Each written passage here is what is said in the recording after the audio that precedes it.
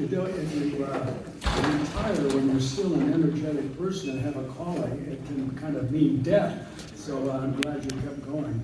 Finally, Mark Graham found a role for himself after struggling for a couple of years, or a year and a half or whatever. So he has a place in an Anglican church down in, is it South Carolina somewhere, I think, where he presides every other week and preaches once a month. So I know for a long time he was really kind of stirred up, trying to find some place for the energy to be worked out. Well, so that's a little bit of history. I wanted to mention again, Tuesday night at Roanoke College is the Benne Center has a lecture on religious freedom. And I looked up the guy, his name is Fronin, and he's quite a distinguished scholar on religious freedom. Justin Garrison arranged this before Justin left the college. And so it's on Tuesday night, 7 o'clock at the Wharton Ballroom, which is in the constellation of the cafeteria and the bookstore. And at the top floor is Wharton Ballroom. So I hope some of you can come to that on Tuesday evening.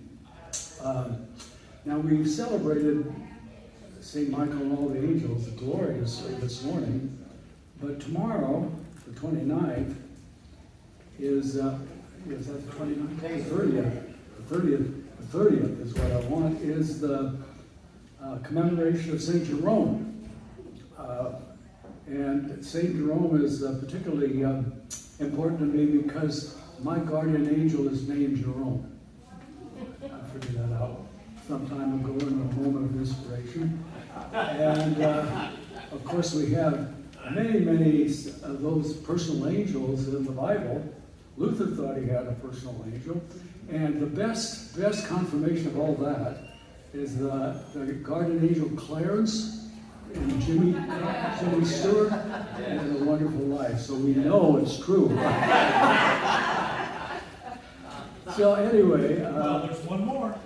One more. Cary Grant and Bishop's wife. Oh, yeah. Oh.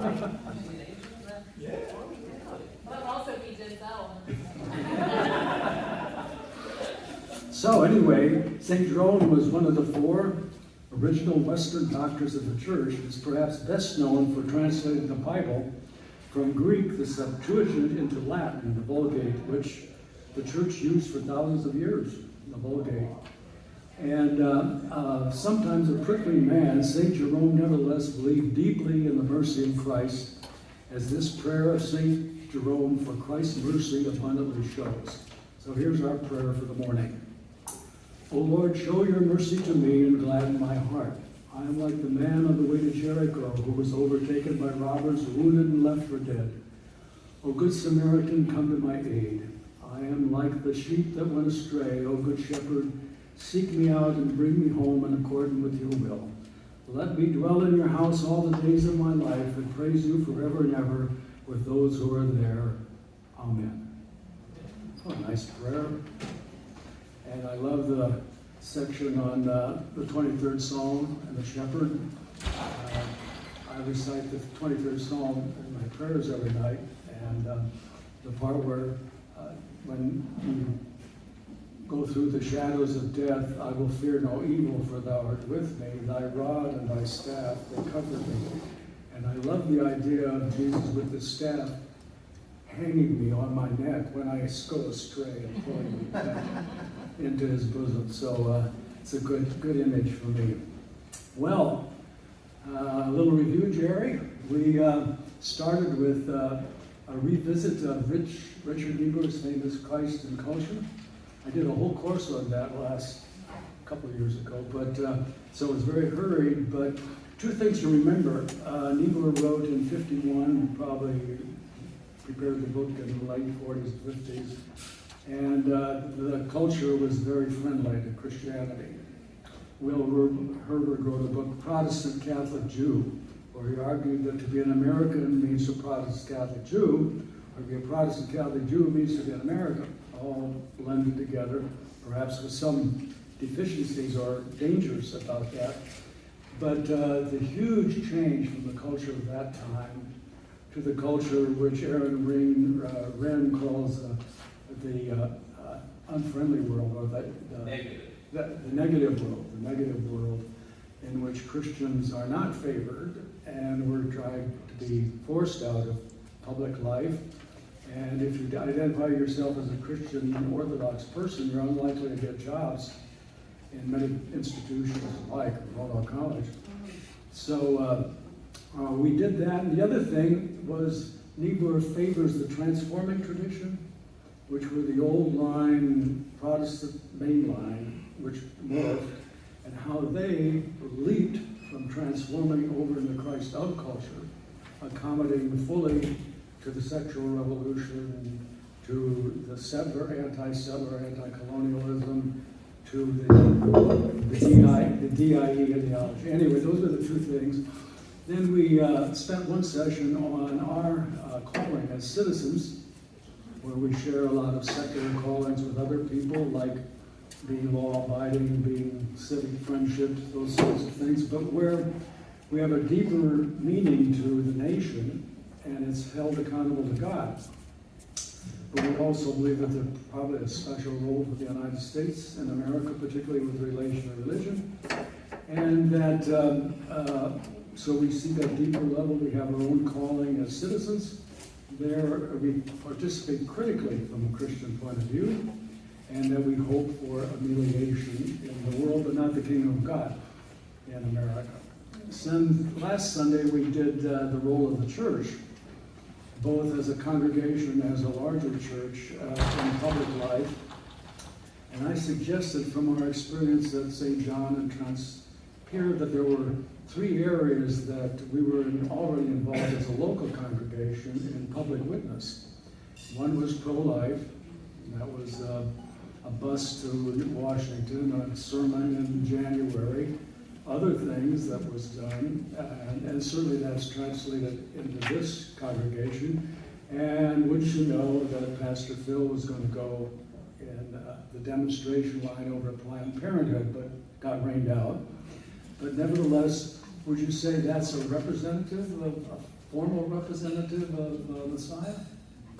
Or is that him operating as a single pastor? We haven't made any official pronouncement or official baptism of his as our representative, but I guess no one would object to that. That's kind of what I call a search moment. Remember those old search? I get the candy milk, you're both right. You're both right. Okay, so that's one of them. The other one is gender ideology. And we did a public thing when we invited Ryan Anderson here on a discussion of when Harry became Sally. And marvelous engagement, because a huge contingent from Virginia Tech came down who were very supportive of the transgender movement, and they thought they would be cast out by the people gathered there, but they were surrounded instead by love and affirmation, and there were a lot of weeping going on, but it was definitely a public witness. And then last fall, we had John Grabowski come on the gender ideology, filled the great room, and that was also kind of public. So that was the second one. So even as a local congregation, we had a public witness, I think, on important issues. And I would think the third one that I kind of suggested, Jerry, was that if there were real emergences of anti-Semitism in the Roanoke Valley, we would take a public stand. Because our congregation has been philo-Semitic very strongly for many years, partly due to Jerry's witness, but it's certainly there. And if we would have something really erupt in the Roanoke Valley, I think we might make a public witness. So I would just hazard that, yeah. Bob, you mentioned that if someone were out front as an Orthodox trying to get a job at Roanoke College, that would sound against it. I want this congregation to know that back in 1989, the most powerful faculty member on campus warned Bob Benne, who was the chair of the religion hire another white male. He better not hire another white male in the department, because the department is filled with white males. He better not. And it was only because Bob Benne courageously stood up against her that I got a job. Well, he was the best candidate. Doesn't matter, we have a lot of places. We took him on, and it was a great benefit to the college. I mentioned too, Jerry, that all the endowed chairs are disappearing. Your chair, Jordan Trexler chair, which I had earlier, the Tice chair in Lutheran Studies is gone, and now the Jim Peterson has left. The Schumann chair in Christian Ethics has gone. How did these things disappear? It's pretty dicey, to say the least. And when Ned Wisniewski retires, which is very soon, probably the Schumann chair in Lutheran theology will disappear. As all departments are disappearing after this year. There are going to be schools with 4 deans, and who knows, no departments. Yeah. We had a situation where I worked, where they basically said, no white males are gonna fill this position. And the person hired stayed for a short period of time because she was very uncomfortable with the fact that everybody knew that she got her job in part because of her race and gender. And she did not want that. So they're hurting everybody, you know? Right. Well, John Warder and those guys are particularly sensitive. I read their stuff. Lowry and Warder are both conservative black guys, and they really drive that home. That both of them felt embarrassed because they thought they were not up to stuff, but because they were black, they got hired. Even if they're up to stuff, there's perception Yeah. there. It was only because. So that's the dark side of what was called affirmative action, but DIE is much more dangerous, much more philosophically profound than just plain affirmative action. You were the affirmative action era, but it's gotten much having to do with Marxist cultural analysis. We can't get into that. That'll take the time of the session, which we must get to sooner or later. Well, what I want to do today, first of all, a word about next week. Next week, we'll get into the more juicy stuff. My book, Good and Bad Ways to Think About Religion and Politics, I take up the bad ways first. And the bad ways are separation of church and politics, either by voluntary means by religious people, or more likely, secular pressures trying to drive out religion from the public sphere. They're separationists of a different sort, and they're becoming increasingly powerful in the current era. And that's what we'll be talking about next week. One of the bad ways is the separationist option, and then after that is the fusion of religion and politics the next week. And then we'll get into, closer to the election, we'll get into the right way to think about religion and politics. So that's the future. Today I wanted to do a little typology that I think is illuminating and helpful to think about religion and politics. And that's the way how organized religious traditions, those 5 types that Richard Niebuhr talked about, how they affect culture and politics. And the first 2 or 3 I call the indirect way. And here's the assumption that the religious tradition we're talking about is lively and alive, and it actually forms people deeply. Their values, their outlook, their worldview, as some people like to talk about it. And they then go out into the world as fully formed Christians, engage the world culturally and politically, and are a great witness for the Christian faith indirectly. The church, the first one I call unintentional. The church doesn't intend to do that, but it forms people deeply, and they have an enormous effect then on the culture and politics. And I have a bunch of examples here. Let's see, there's my major one. Perhaps many of you have heard of the pioneering study by Max Weber, who was a pioneer in sociology of German 19th century, bordering the 20th century. A famous book called The Protestant Ethic and the Spirit of Capitalism. And it's a remarkable book, very influential, because Weber argues that a certain kind of reformed piety was essential for capitalism to develop. It didn't, and the Calvinists didn't have any idea that they were supporting capitalism or helping it develop. They probably would have had some doubts about that. But they formed a people who were just precisely the kind of lay people you needed to energize capitalism. And it's so fun to get into the characteristics that Weber laid out. One was the doctrine of election, double predestination, but you didn't know whether you were destined to hell or to heaven. So one good thing to do is you glorified God in your vocation and were successful in your vocation. That was a sign that you're probably elect.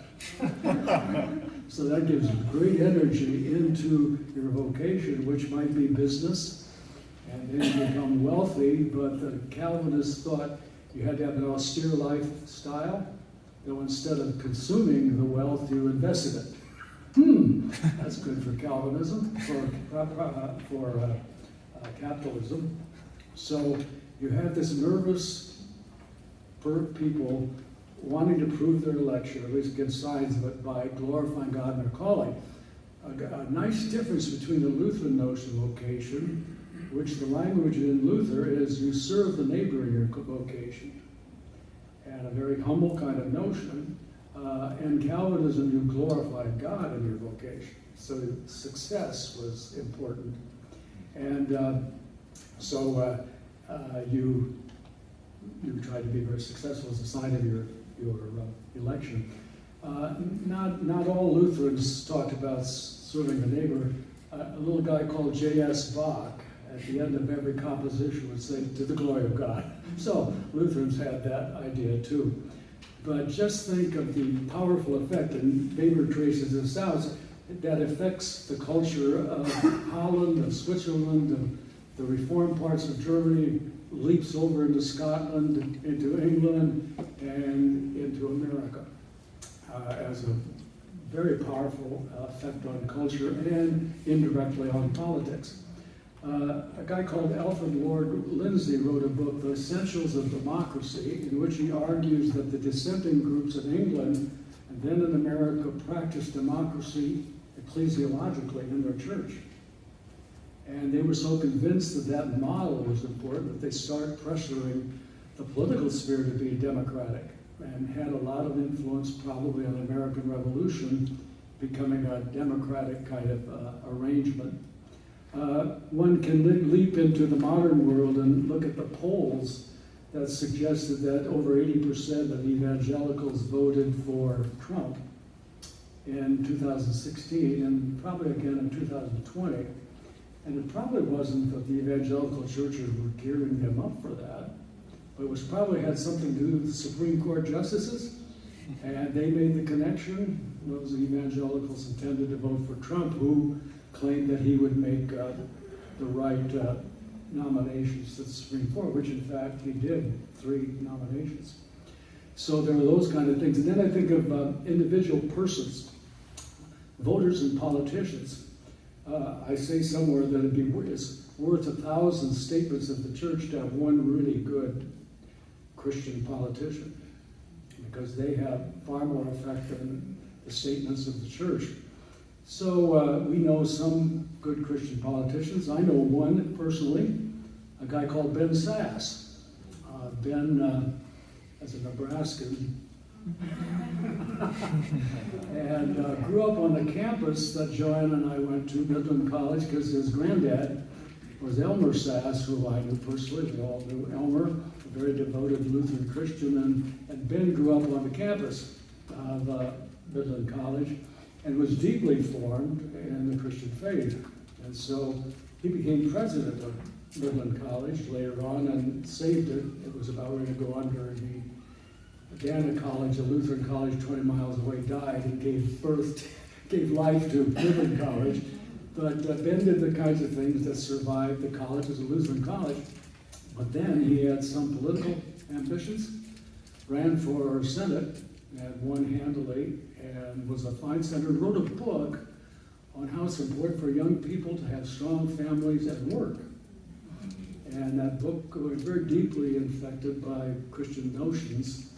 And evidently Ben was not cut out for political life because he didn't last more than one session, I think one, but then went off to be president of University of Florida, where he dismissed the whole DIE bureaucracy and inserted a couple of great independent thinking centers at the university, but has recently resigned because his wife is deathly ill and thought that was important for him to be president for his wife rather than to be president.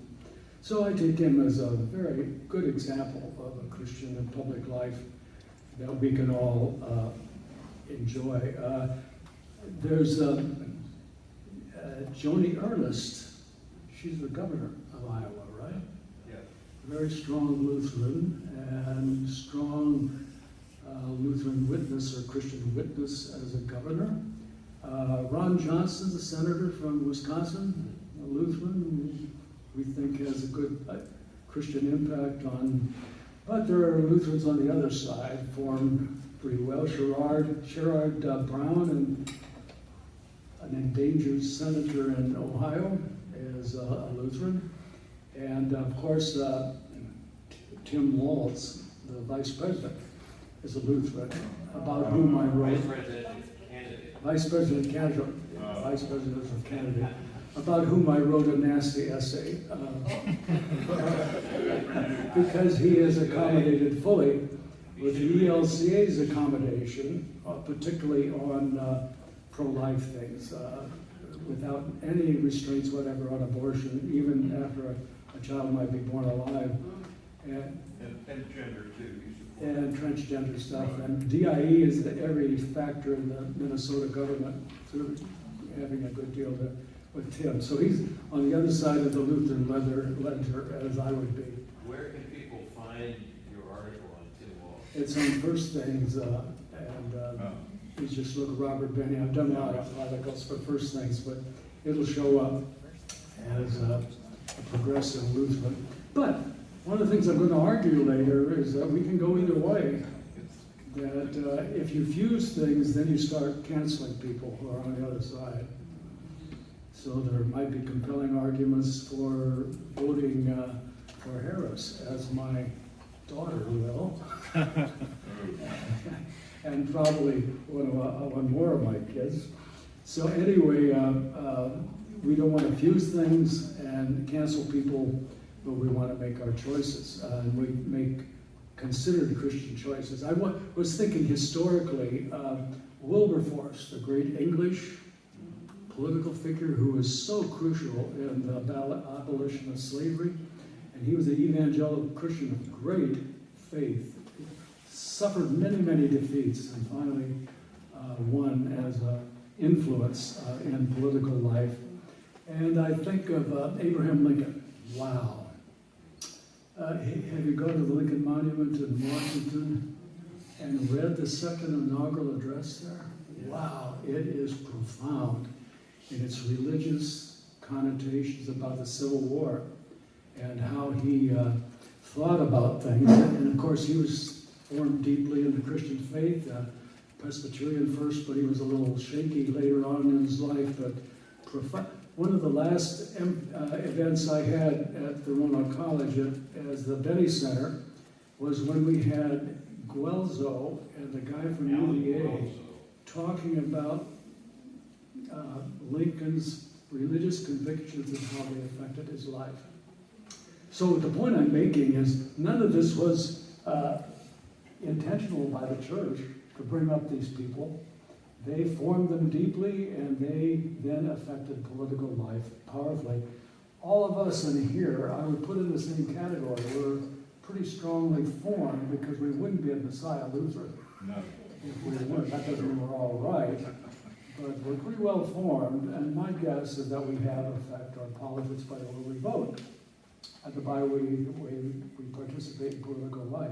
So that's my first category, the unintentional effect that a religious tradition has on a public political life. A second one is I call ethics of conscience, which is more intentional. And one example of that is what we're doing right now.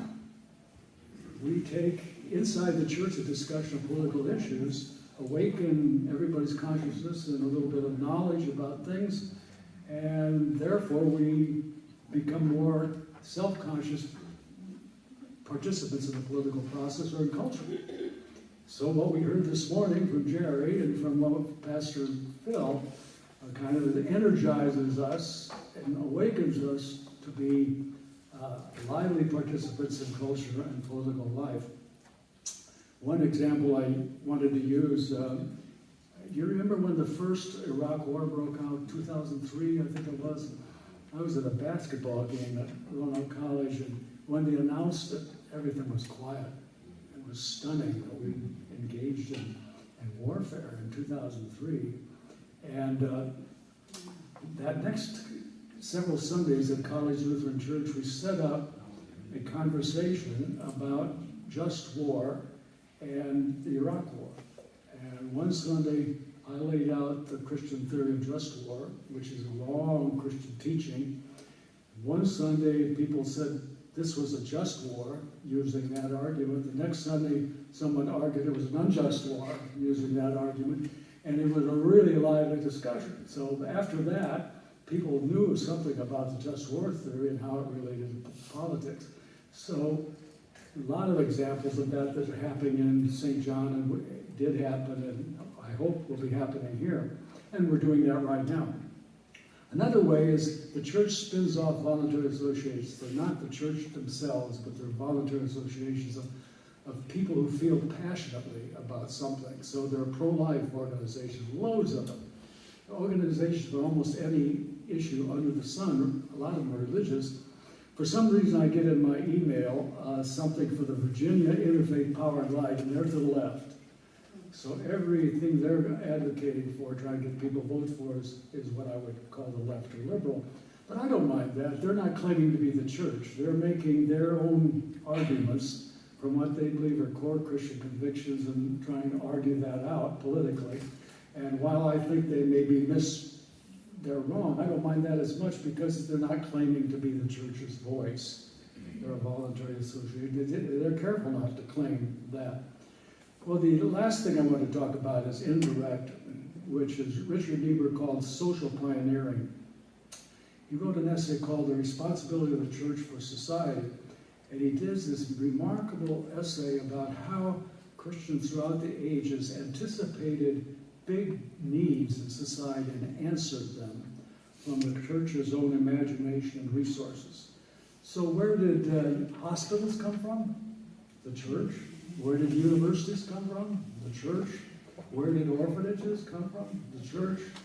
And if you look at American history, as all these different groups came to America, ethnic Lutheran groups, they set up their hospitals, they set up their orphanages, they set up all sorts of other old age, system old age homes, right here in the Roanoke Valley. When I walk, I used to ride my bike around the Elizabeth campus, and I see all those big buildings. They're gorgeous buildings that the Lutherans of the South built for an orphanage. And that orphanage had implicit in its convictions that to bring up young orphanages, they should become Christians. And a fourth of the space in College Lutheran Church was for the kids when they brought them down from the orphanages. And I came in '82 just as the last vestiges of Christian conviction and witness was in the orphanage. And then soon the director wanted to get state funds and federal funds. Guess what happens when you get state funds and federal funds? And all the religious stuff goes out. And just think now of the great retreat of mainline Christianity from all the institutions that they formed. There used to be Lutheran hospitals in Chicago and Omaha, all of them. They're all no longer that. Yeah. Why did you think that happened? I mean, it What? happened, but why? Well, a lot of it happens because of economic concerns. Things become so expensive, hospitals, that they don't seem to be able to handle it, so the Catholics have not done that. And the colleges do? or The Catholics same way? have held on to their institutions much better than the Protestants have, and I don't know exactly how they do it, but they keep their Catholic teachings in the hospital and yet get federal funds. Maybe they have more influence than the Protestants have. But I just want a little story. When my dad died, he was in a Catholic hospital, and I was worried that he had lung cancer, and I was worried that he'd feel suffocating. So I went to the doctor standing right outside the hallway, and I said, "Will you make sure that he doesn't panic, that he doesn't have a horrible death?" He says, "We'll make sure of that, but we won't kill him." We won't put him away. So the Catholic notion of restraining from physician-assisted suicide death he made that very clear to me. Anyway, go ahead. Oh, me? Yeah. Speak loudly, I can't hear. I was gonna say, I was gonna mention the Catholic Church and how visible they are with the different institutions, and particularly overseas, because I grew up as a child in the Middle East, different countries in the Middle East, and I know we were living in Dhaka, which is now in Bangladesh. It was East Pakistan then, but the only medical attention that even the American community got there, I mean, we would go for vaccinations and that sort of thing. There were, a few American doctors and nurses there. But for example, my sister was born in Holy Cross Hospital, which the doctors were all nuns there, and I know at one time my parents, I didn't grow up in the church. I don't remember a single time that my parents ever took me to church. But as a young child, I guess I was 4 years old, I had a very serious case of pancreatitis, and I remember this, years later, my mother in tears telling me that one night that Sister Luke had told her that I was in the hospital with this pancreatitis, and she said that all of the nuns stayed up all night long in chapel praying just for me, and my mother said, "I know the reason you're here today is because they did that." But, and I mean, I guess, I can't say my mother wasn't a believer, but she was, if anything, she was just a nominal Christian. But I just think that the influence that the Catholic, because I don't remember, I remember different Catholic organizations everywhere we stayed and everywhere we went, but I don't remember any other Protestant church organizations overseas, but the Catholic Church was everywhere, and they were doing everything, and it's it's One always of the been. fascinating things, I think, is how Protestant the hospitals are in the Roanoke Valley. Let me back that up a little. When we were in Chicago, we lived in Hyde Park, which is heavily Jewish. We never had a Christian doctor. They were all Jewish doctors. And one of the eye-openers when we came down here is I was asked to be on the ethics committee of Louis Gale. Guess who was the chair of the ethics committee? Bill Fintel. Oh. That's Don Fintel's son. And they were all Christian doctors. And the nurses were all Christian nurses, and they would pray with you if you wanted them to pray with you. And there's still that, but I talked to the Christian physicians there now, and the DIE material is slowly pushing them back so that they can express themselves. They're not supposed to express themselves in their calling as doctors or as nurses. So the secular, what do we call it, spiritual warfare is going on even in the hospitals, which I think were dominantly Protestant. But anyway, that was a great indirect influence too when we came just to see how permeated Louis Gale was by Christian doctors and nurses. But that was all informal and indirect, right? It wasn't even a Protestant hospital. It might have been at one time. Anyway, I don't want to get all depressed about the retreat of Protestants from their institutions, because there's also a response of needs that we're inventing new social responsibilities or new ways to respond to the needs of the world. For example, the emergence of homeschooling. The emergence of classical Christian schools, interesting, how those are proliferating now in America, and how it's a way to get to school for kids that the public schools are no longer doing. I think of the Missouri Synod has, but it's an independent one. It's not owned by the Missouri Synod, but the Center for Religious Liberty in Washington that I'm trying to get the NALC to support, but they're very passive about those things. But there's an example of a church indirectly caring about religious liberty. The Missouri Synod has had a long history of that. You know, they always had parochial schools, Missouri, and in the 20s, the Ku Klux Klan and their other supporters tried to wipe out private schools. And it went to the Supreme Court. The Supreme Court made it possible for the Missouri Synod to continue to have their private schools and for everybody to have private schools. Very important ruling. And they also have a fairly recent ruling on religious liberty where the Supreme Court ruled that a religious institution, like a school, if it's pervasively religious, can hire whom it wishes. It can turn people down that don't believe like they believe, or it can turn down people who are divorced. So anyway, it gave them the church the legal prerogative to hire and keep whom they wish, which seems to be extremely important. If we're going to have Christian institutions, one of the things you've got to do is hire Christians. Otherwise, you'll lose it pretty quickly. In fact, I wrote a First Things article called "Only the Orthodox Will Survive."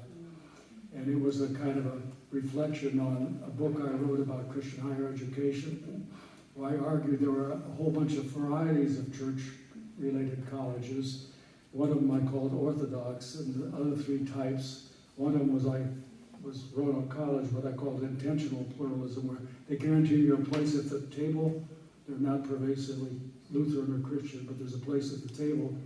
And then I had a critical mass one where the schools try to hold at least 3/4 people from their tradition, and the faculty at least 3/4. Notre Dame was an example of that. Baylor was an example.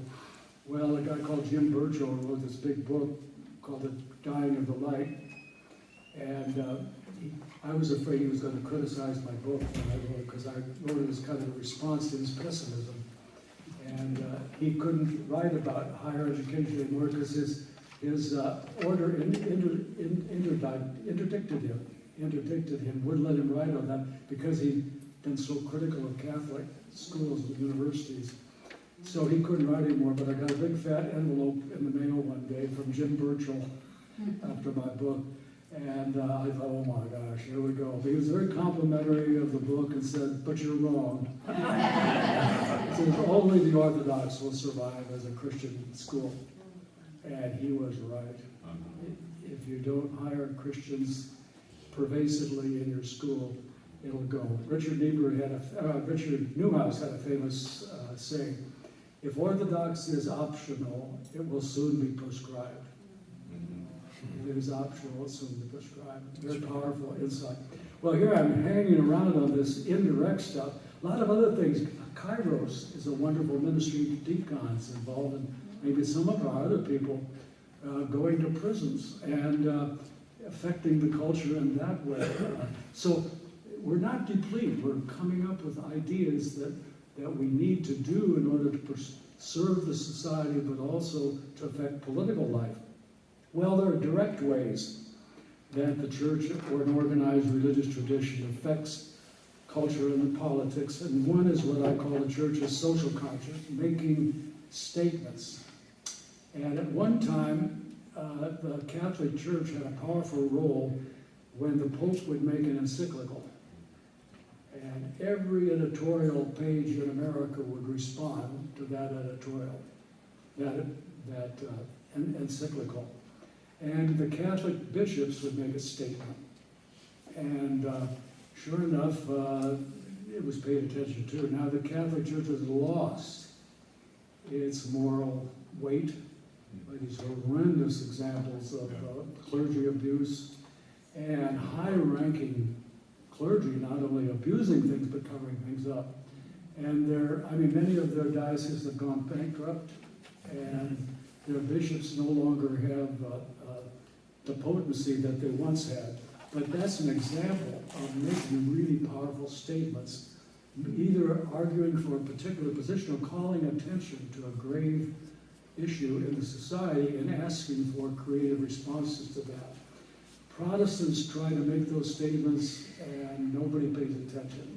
The ELCA makes statements all the time, but most of their laity don't even know that they make statements, and a lot of their laity don't listen to when they're arguing anyway. So the mainline traditions are pretty weak now in any kind of social conscience statements.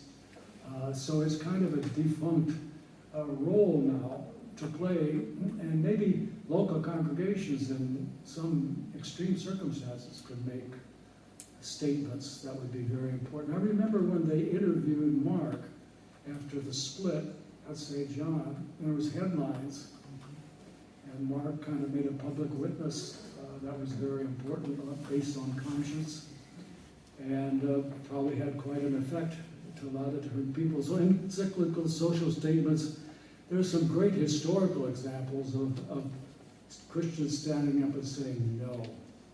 And Bonhoeffer is one of the great examples, most of you know about that, where he discerned in 1933, very, very early on, what the Nazis were going to do. And he joined and helped organize a confessing church that made public witness, conscience of the Christians against the Nazi movement. And of course, Bonhoeffer died a martyr's death, and a lot of the people who were in the confessing church also were imprisoned or silenced. But it was a very powerful witness by the church saying no to what was happening in society. And one of the things I'm going to ask later, what did it take for us to say no to America? Well, good question. But we won't puzzle that one now. The other one that I'd like to think about is in the Nazi time, when they took over Norway, the Nazis told the bishops, the archbishop and then the bishops and all the clergy of the Church of Norway to make a public announcement from the Nazi point of view, what the Nazis were going to do with the Jews and what the Nazis were going to do generally in Norway. And Bishop Berggrave said, no, we won't do it. And he promulgated a statement, blanketed Norway, and every local parish said, no, we're not going to read this from our lectors or our pulpits. And a great witness by the Norwegian church against what was happening by the Nazis. Well, those are examples of what I call the conscience of the church. And the final one is the most controversial one. That's when the church gets involved with power itself and becomes coercive. Now, we have a long history of that happening in Christianity, because the rise of Christianity, there was a lot of voluntary stuff, but a lot of coercive stuff too. Constantine wasn't exactly the greatest persuader. He was also a coercive kind of guy. And the church throughout the Middle Ages did a lot of coercion of people. I think of St. Olaf College, which is now gone from a robust Lutheran college. And one of their stained glass windows in the church chapel was of St. Olaf beating the Catholics. And he said underneath in Norwegian, go, go, go. It was an example of religious wars. Think of the horrible history in American Christianity of coercive measures being by the church and by Christians against each other. It's pretty embarrassing. And the Enlightenment comes along partly as a response to this tendency of the churches to use coercive power. One of the things in the Reformation that was very important in the Lutheran Reformation was Luther's argument that the church is not given the secular sword. The church is given the spiritual sword and should not engage in coercive activity. Now, I don't know if they hewed to that completely, but a very important thing that most Christian churches now agree with, or at least a lot of Christian churches do, that we have the power of the word, but not the power of the sword. We don't have coercive power. But there are many lapses even today into the church involving itself in coercive power. You remember the big hullabaloo about South African apartheid? Well, there was a big movement in the Lutheran Church of America to divest from any corporation doing business in South Africa. And it had a lot of momentum, and that meant coercive power, right, against South Africa. And I was on the part of another faction that argued selective divestment. Keep investing in corporations that treated blacks properly, divest from those who were apartheid. But finally, we didn't get anywhere, either side, because the lawyers said, you can't use your pension funds that way. You can't use them for political purposes. You have to do what they were intended to, return money to the investors. Yeah, Back when I was in full steam, I was on the board of Lutheran Family Services of Virginia. yeah. And in fact, it was the treasurer. And we had huge discussion on that. But finally, I think to Lutheran Family Services' credit, they said, no, we're not going to follow the Sullivan principles, which was, they designated the companies that did business in South Africa. But you look deeper, and it was almost impossible to tell who was ultimately Right. doing business in South Africa Right. and who wasn't. And then a lot of these companies that were doing business in South Africa were providing great jobs and just capital for South Africa. And so it was interesting, but the Lutheran Family Services of Virginia said no. Right, which used to be Lutheran. Yeah. This was back in the 90s. Right. This was a long time ago. Well, there's a contemporary example of that, what's happening with Israel. The pressure on colleges and universities to divest, not only monetarily, but not have anything to do with Israel. And not even allow Israeli scholars or students to come to their institutions. I mean, a wicked kind of boycott, and that's very, very coercive. They're trying to coerce Israel's policy. And of course, that's hit the churches too. So the Presbyterian Church USA has involved it, the BDS, by boycott, diverse, that's the last one. Divest and, Something. Well, that movement, which is divest movement, the Presbyterian Church USA has bought into that. So their money, their contributions are being used coercively toward Israel. The money is pretty small, but nevertheless, you get a lot of that going. So there's still an issue for religious institutions becoming involved in coercive activities. And that is really controversial, because most lay people don't think that the church should be involved in that sort of stuff. One very powerful example of it, Jerry, was when I was a graduate student at the University of Chicago. There was an organization called the Woodlawn Organization, which was advised by Saul Alinsky. Saul Lynch. And well, Saul Alinsky, they interpreted him as a communist, but he organized the back of the woods, the Irish, against what was happening to them. Anyway, he was the grand advisor to the Woodlawn Organization, and it was a conflict organization using conflict methods to get its way. It was trying to keep the University of Chicago from expanding to the south. Woodlawn was a black community to the south. Hyde Park is the University of Chicago neighbor. On the north, you have Kenwood and all surrounded by three sides by black communities. The university's afraid it's going out of business. Students won't come there, violence, all that. So the university used all its clout to push the black ghetto back on both south and north. And the south one was the Woodlawn area.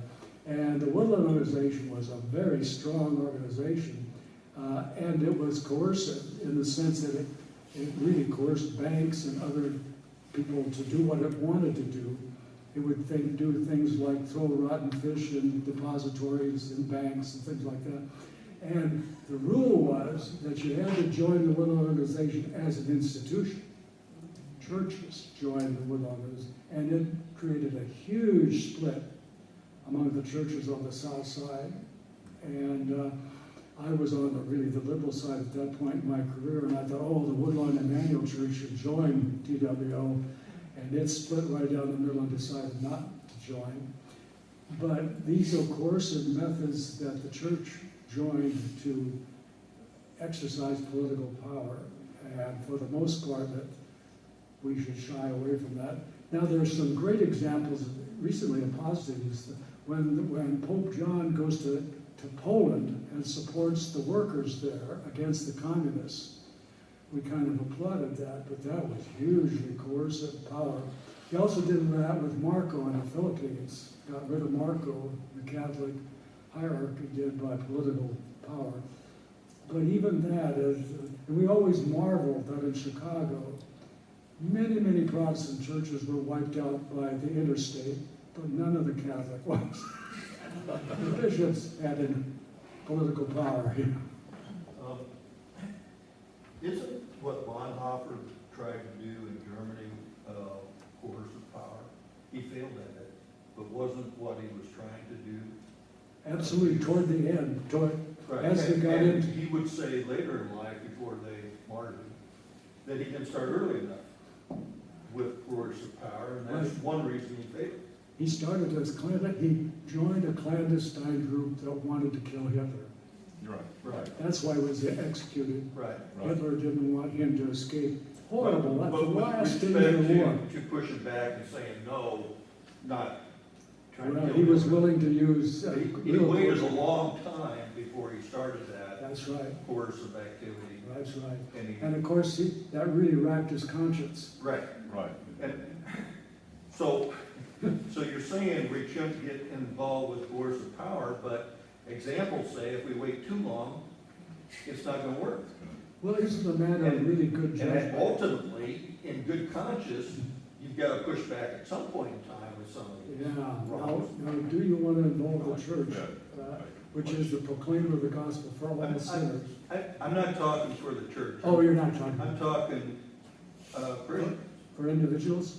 well, Then we're talking about indirect. okay.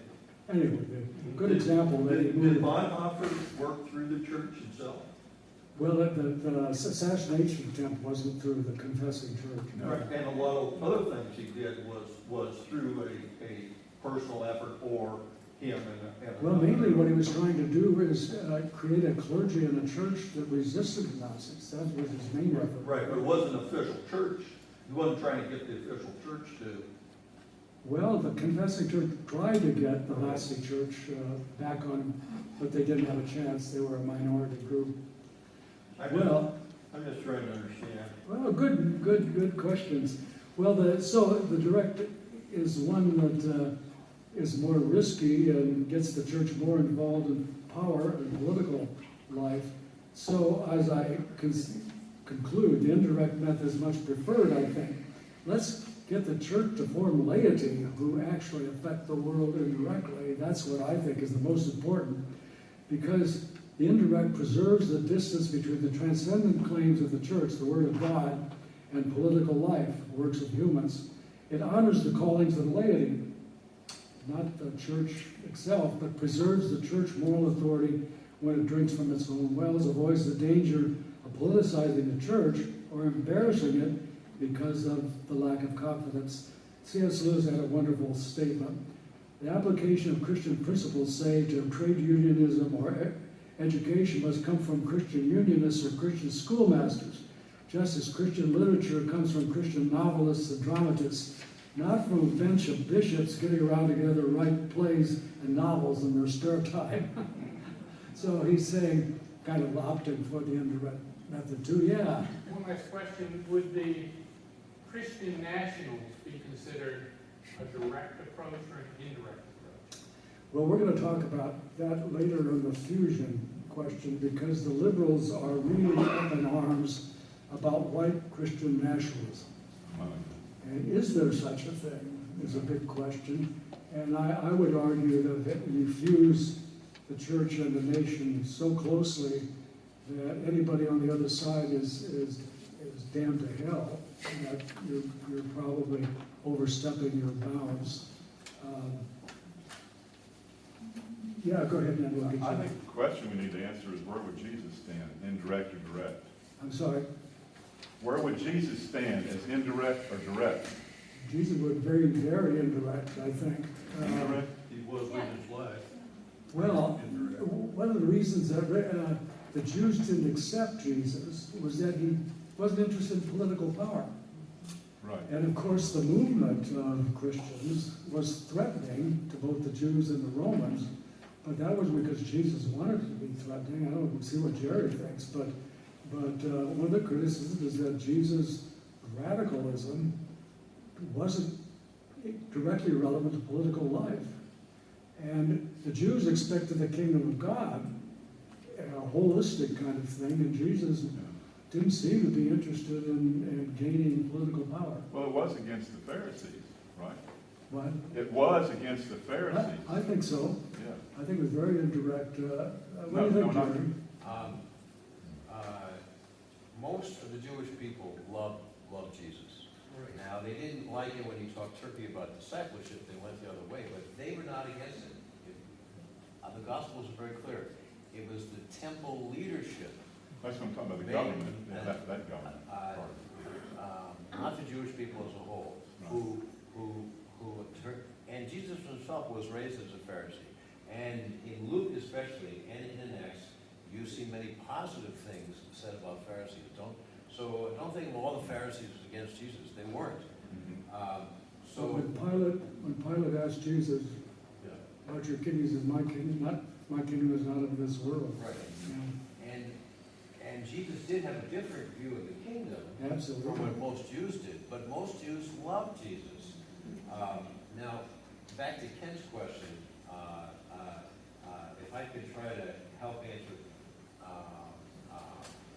Ken's question, and I'm channeling Robert Benne here.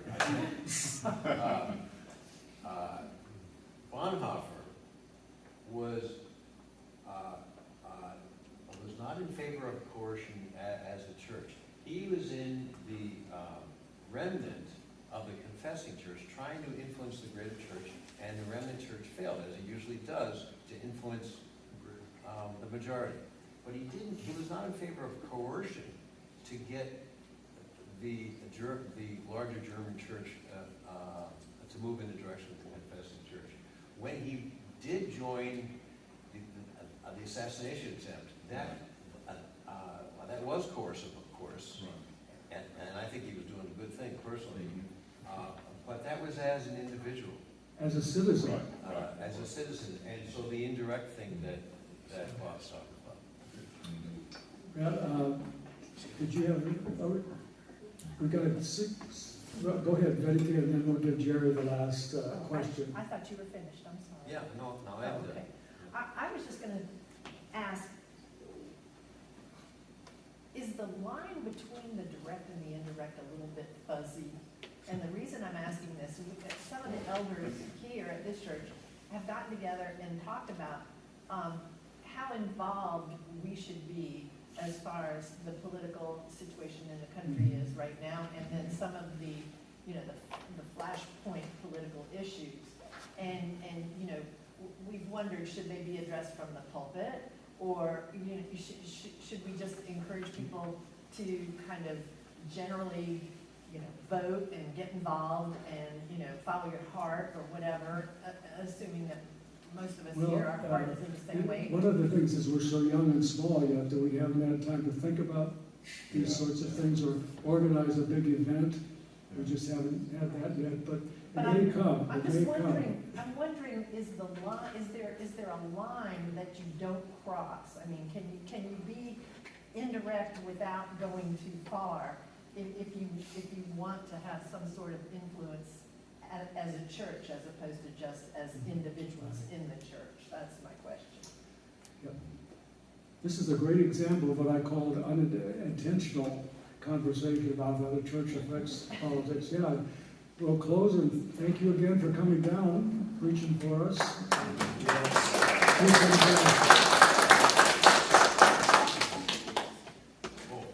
Yeah, you have a Give me the question? last word? Yeah. Whoa, whoa.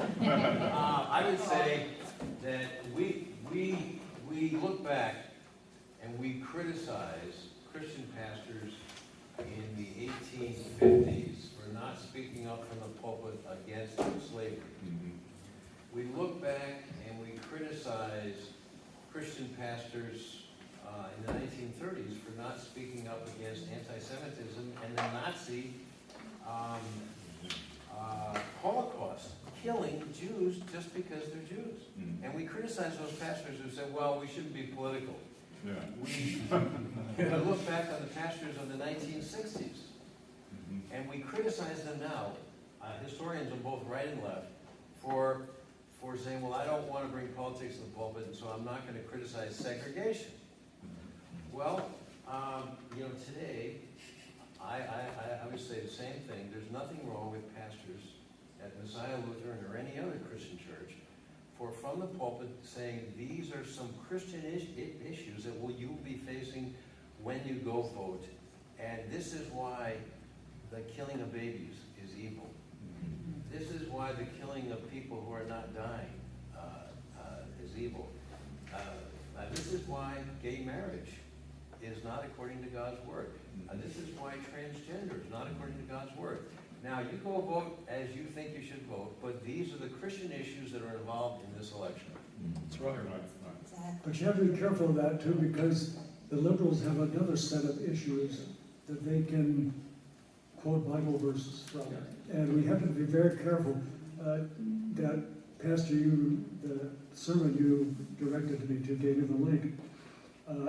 He had most of the issues that would be dear to conservatives and had biblical verses that he drew. But I can think of what my daughter would be for, and some of them quite legitimate. She could pull biblical verses out to do that. The problem was that he spoke that from the pulpit in a way that was pretty clear who you should vote for. And I think you've got to be pretty careful about that. You don't want to rule out people of other opposite political persuasion. But there are limits to that, right? There are limits to that. There's something that goes beyond the pulpit that we have to say no to do. If you're preaching the 1930s in Germany, and there are still somewhat free elections, then you have to speak. I mean, we say in hindsight, why didn't they speak up against the clear evil of Nazis against the Jews? Okay, next week we're going to do bad ways by separating religion and politics.